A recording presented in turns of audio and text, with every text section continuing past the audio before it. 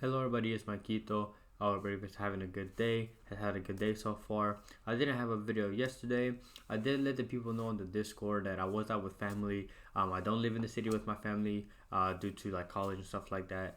So I try to visit them when I can. I was out over there for family. So apologies for not having a video, but I'm sure you guys understand.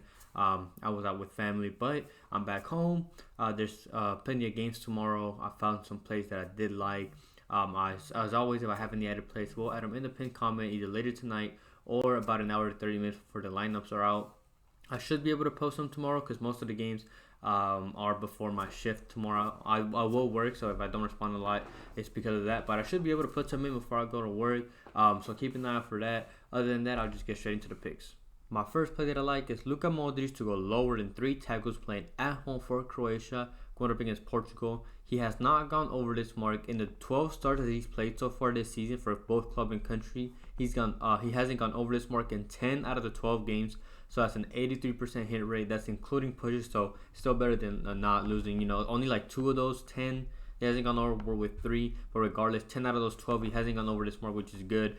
He did go over in the last game, and I feel like it's just an over-exaggeration in this last game. And he only went over because, one, Croatia were a man down pretty much right before the halftime, so the whole, a little bit of the first half and all the second half, they were a man down, so he had to defend more.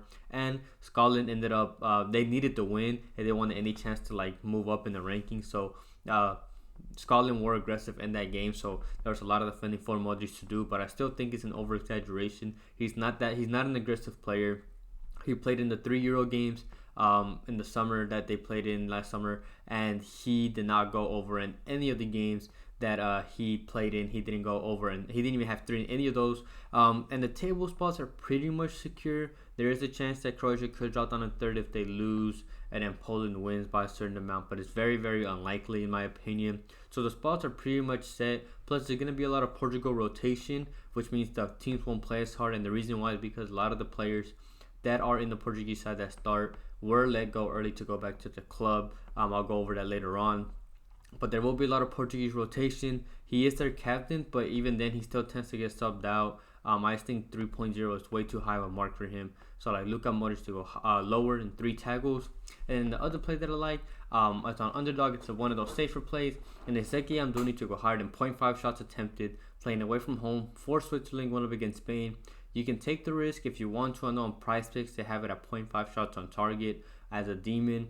You could take that one if you want to. It's completely up to you. But I'm taking the 0.5 shots attempted on underdog as a safe play, and I like it. He's their most important attacking piece, and in the league, since he's moved on loan to Portugal in their league over there, he has taken 10 shots. All of them have been off the bench in only 107 minutes, so he shoots a lot. It's a very much over exaggeration, but that pretty much averages to like 9 to 10 shots per game. Again, it's an over exaggeration because he has been playing all of his games off the bench, but he has been shooting, which is good.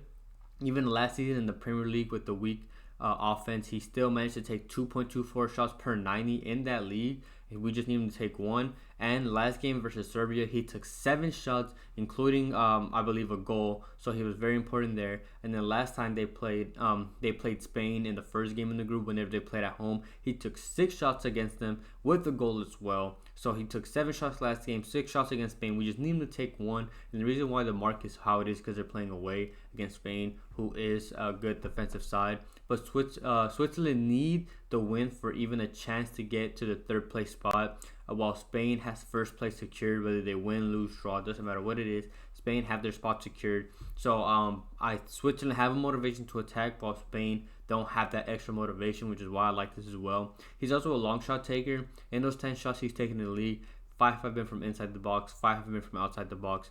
And in the Nations League so far, he's taken 12 from inside the box, 6 from outside the box. In the Nations League, he's averaging 4.76 shots per 90. We just need to take 1 shot, and when a game they need to win. I like this mark. He went over against them last time. I like Zeki Amdouni to go higher than 0.5 shots attempted.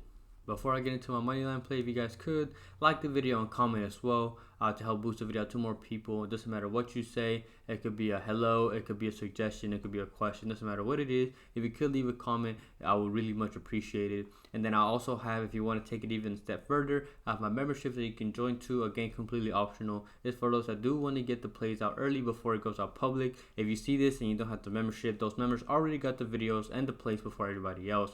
And it's also a great way to support the channel if you want to do that. Should be a join button right next to the subscribe button. And I have my codes for all my Moneyline and player prop apps, Underdog, PrizePicks, and Fliff, all linked in the description. And I really want to thank anybody who supports me in any way.